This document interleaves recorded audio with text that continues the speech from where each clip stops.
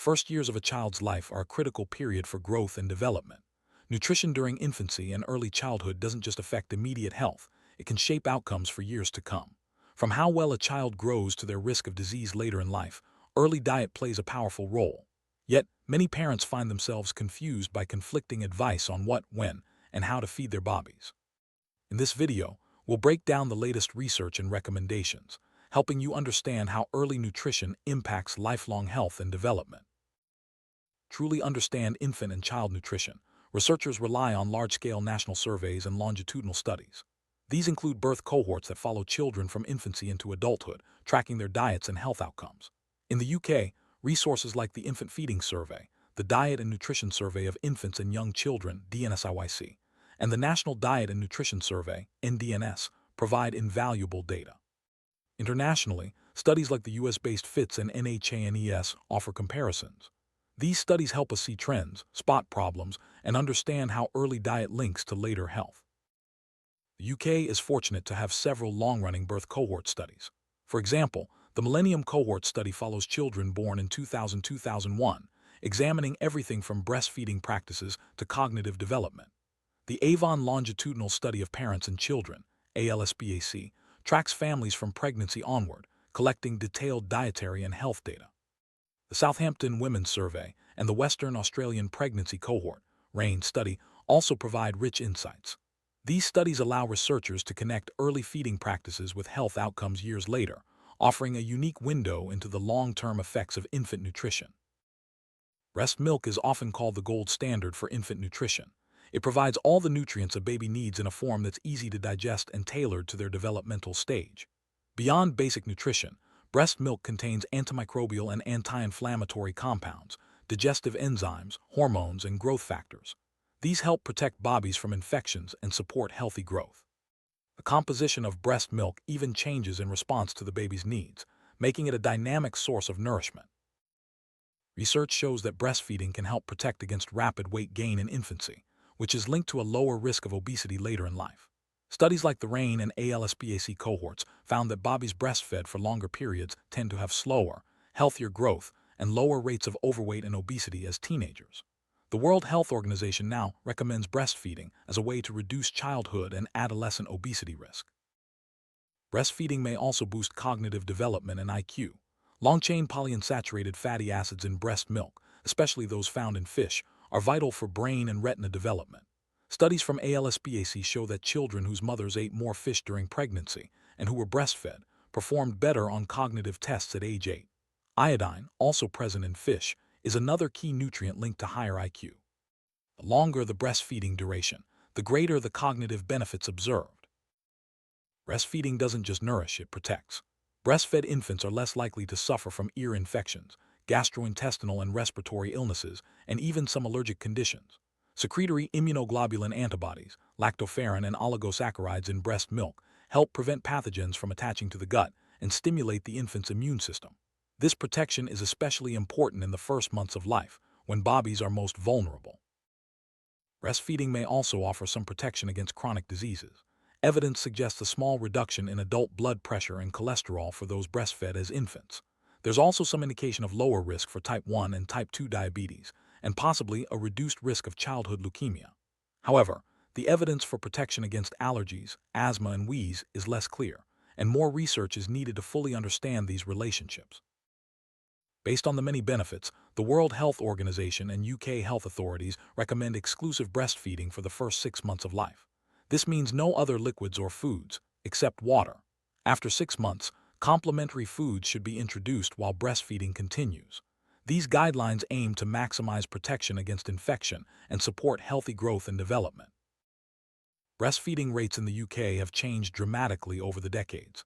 In the mid-20th century, fewer mothers breastfed, but with increased awareness of health benefits, rates have risen.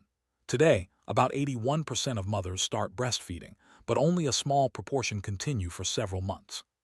Age, education, and ethnic background all influence the likelihood of breastfeeding, with older and more educated mothers, as well as those from certain ethnic groups, more likely to breastfeed. Why do some mothers choose to breastfeed while others do not?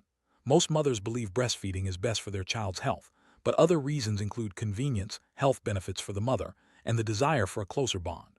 Those who opt not to breastfeed often cite personal preference, convenience, previous experiences, or lifestyle factors. Understanding these motivations helps shape public health campaigns to support and encourage breastfeeding. Despite high initiation rates, many mothers stop breastfeeding within a few weeks or months. The most common reason is the perception of insufficient milk supply. Other factors include returning to work, lifestyle challenges, and concerns about convenience or embarrassment. Addressing these barriers is key to helping more mothers continue breastfeeding for the recommended duration. Encourage breastfeeding. Organizations like WHO and UNICEF have launched initiatives such as the Baby Friendly Hospital Initiative. These programs promote best practices in maternity care, support breastfeeding rights for working women, and regulate the marketing of breast milk substitutes. While these efforts have increased breastfeeding initiation rates, more support is needed to help mothers continue breastfeeding after leaving the hospital. Mothers who cannot or choose not to breastfeed, infant formula is the recommended alternative until the age of 1. Advances in science have made formula more similar to breast milk, including the addition of prebiotics to support gut health. Most formulas in the UK are cow's milk-based, but soy-based options are available for those seeking non-animal protein sources. Nearly all UK infants receive formula at some point in their first year. The transition from milk to solid foods is a major milestone. In the UK, the current advice is to start complementary feeding around 6 months of age, while continuing breast or formula milk. This gradual transition helps babies develop the skills to chew and swallow, and exposes them to new tastes and textures. Introducing solids too early or too late can lead to feeding difficulties and missed developmental windows. Growing number of parents are choosing baby-led weaning, where infants self-feed finger foods instead of being spoon-fed purees. This approach encourages participation in family meals and may reduce parental anxiety about feeding. While baby-led weaning can be enjoyable and natural, it's important to consider the child's developmental readiness and watch for potential choking hazards. Research is ongoing to compare outcomes with traditional weaning methods. Introducing solids variety is important. In the UK, the first foods are often fruit, vegetables, and baby cereals. Whole cow's milk should not be the main drink before age 1, but can be used in foods after 6 months. After 1 year, cow's milk can replace formula. Full-fat dairy is recommended until age 2. Other animal milks like goats or sheep's should be avoided until after the first year. Fruit juices and sweetened drinks should be limited, and tea or coffee avoided. Certain nutrients are especially important for infants. Long-chain fatty acids found in fish are crucial for brain and eye development. Including fish in the diet twice a week can help meet these needs. These fatty acids are also present in breast milk, especially when mothers consume fish. Ensuring adequate intake supports cognitive and visual development during these formative years. Iron is another nutrient of concern, especially for breastfed infants, as breast milk is low in iron. Iron deficiency can delay physical and mental development. In the UK, iron is not routinely added to infant foods, so it's important to include small amounts of meat or fish and vitamin C-rich foods to aid absorption. Surveys show that 10–14% of infants have iron intakes below recommended levels, with higher risk among certain socioeconomic and ethnic groups. Iron status is measured using markers like ferritin and hemoglobin. In the UK, up to 15% of children over 1 year have low iron status, and 2–3% have iron deficiency anemia. The risk is higher in children from lower socioeconomic backgrounds and certain ethnic groups. Main sources of iron for infants include formula, commercial infant foods, cereals, and after 1 year, more family foods like cereals and vegetables. Vitamin D is essential for bone development, but breast milk contains little, and few foods naturally provide enough. In the UK, limited sunlight means many infants are at risk of deficiency, especially those with darker skin. Vitamin D drops are recommended from 1 month to 5 years, but compliance is low. Formula-fed infants get more vitamin D due to fortification, but after formula is stopped, intakes drop sharply. Surveys show that 6% of infants aged 5–11 months and up to 29% of those over 12 months have vitamin D levels below recommended cutoffs. The risk is highest in breastfed infants and those from ethnic groups with less sun exposure.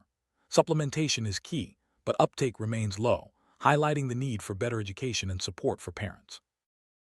The first foods given to infants vary by country, but in the UK, fruit, vegetables, and baby cereals are most common. Commercially prepared cereals, especially baby rice, are widely used. By 8–10 months, more parents offer home-prepared foods. Introducing a variety of tastes and textures during the window from 5 to 7 months helps babies accept new foods and supports healthy eating habits later. UK infants and young children are eating more fruit and vegetables than in previous decades. Over 90% of children over 1 year consume both fruit and vegetables regularly. However, intake is higher in children from higher socioeconomic backgrounds and among white children, indicating a need for targeted efforts to improve access and education for all families. As children grow, their diets shift from being milk-based to including more family foods. Protein intake increases, fat intake decreases, and the types of carbohydrates change. Non-milk extrinsic sugars, NMES, rise with age, but recent surveys show a decrease in overall sugar intake compared to previous decades. These changes reflect both developmental needs and evolving public health advice. Certain foods should be avoided in the diets of infants and young children. Salt and high-salt foods, added sugars, whole nuts due to choking risk, and undercooked eggs are on the list. Parents also commonly avoid foods like nuts, meat, fish, spicy foods, sweets, eggs, and processed foods for reasons ranging from allergy fears to family habits and health concerns. Food allergies are immune responses to specific proteins in foods. Infants are especially vulnerable because their immune and digestive systems are still developing. Most children develop tolerance to common allergens like milk and egg by age 2, but others, such as peanut allergy, can persist for life. Diagnosis involves history, skin tests, and sometimes food challenges. Recent research has changed advice on peanut introduction. Early exposure to peanuts, between 4 and 6 months, can actually reduce the risk of developing peanut allergy, especially in high-risk infants. The Learning Early About Peanut Allergy study found that infants introduced to peanuts early had a much lower risk of allergy than those who avoided them. This has led to updated guidelines in many countries. Celiac disease is an autoimmune reaction to gluten, found in wheat, rye, and barley. About 1% of the population is affected. Evidence suggests that introducing small amounts of gluten while still breastfeeding and avoiding both very early and very late introduction may reduce the risk of developing celiac disease. However, UK guidelines still recommend exclusive breastfeeding until 6 months, so the timing of gluten introduction remains under discussion. Many parents avoid giving certain foods to their young children. The most commonly avoided are nuts, meat, fish, spicy foods, sweets, eggs, dairy, and processed foods.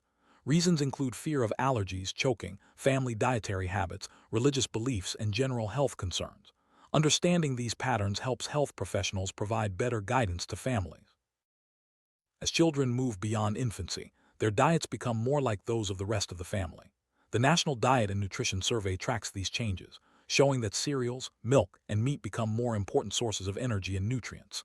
Fat spreads contribute to fat and vitamin D intake, while vegetables and potatoes are key for iron and fiber. The transition to family foods is a crucial time for establishing healthy eating habits. Recent research focuses on overall dietary patterns rather than single nutrients. Studies show that diets rich in fruit, vegetables, and home-prepared foods in early childhood are linked to higher IQ and better memory later. Conversely, diets high in sweets, soft drinks, and processed snacks are associated with lower cognitive scores. Establishing healthy dietary patterns early can have lasting benefits for brain development. The quality of a child's diet also affects their risk of overweight and obesity. Diets high in energy-dense, high-fat, low-fiber foods, like white bread, cakes, and crisps, are linked to increased body fat in later childhood and adolescence. On the other hand, diets rich in fruits, vegetables, and fish are associated with healthier body composition. Early dietary habits can set the stage for lifelong health. Picky or fussy eating is common, peaking around age 3. Picky eaters often consume less fruit and vegetables, which can affect diet quality. Some studies show that picky eaters are lighter and shorter, while others suggest a risk of overweight if they reject healthy foods. The impact depends on the specific behaviors and how long pickiness persists. Encouraging variety and repeated exposure to new foods can help. The National Diet and Nutrition Survey provides detailed data on what UK children eat. Cereal products and milk are major sources of energy and nutrients, but as children grow, meat and vegetables become more important. Fat spreads are key for vitamin D, while vegetables and cereals provide iron and fiber. These patterns highlight the importance of a balanced, varied diet throughout childhood. One area of concern is sugar intake, especially non-milk extrinsic sugars, NMES. Over the past 20 years, UK children's sugar intake has dropped significantly thanks to public health campaigns and changes in food offerings. Soft drink consumption has also decreased, particularly among toddlers. However, sugar intake still exceeds recommendations, so continued efforts are needed. The percentage of children consuming soft drinks has fallen sharply over the past 2 decades. In the early 1990s, over 80% of children regularly drank soft drinks, but now less than half of toddlers do so. This shift reflects both changing parental attitudes and successful public health initiatives aimed at reducing sugar intake and promoting healthier beverages. Iron and vitamin D remain nutrients of concern as children grow. While most children meet iron intake recommendations, a significant proportion have depleted iron stores, especially among toddlers and girls. Vitamin D intake is low across all age groups, with many children falling below recommended blood levels. These findings point to the need for ongoing education and possibly fortification or supplementation. Interestingly, children are more likely to eat fruit and vegetables outside the home, at daycare, school, or with friends, than at home with parents. This suggests that school and community programs play a vital role in promoting healthy eating. However, there's still a need to encourage parents to offer more fruit and vegetables at home. The evidence is clear. Setting good food habits in infancy and early childhood leads to healthier adolescents and adults. Early exposure to a variety of healthy foods, establishing regular meal patterns, and limiting unhealthy options all contribute to better long-term health outcomes. Parents, caregivers, and communities all have a role to play in shaping these habits. National nutrition surveys and cohort studies are essential for understanding what children eat and how it affects their health.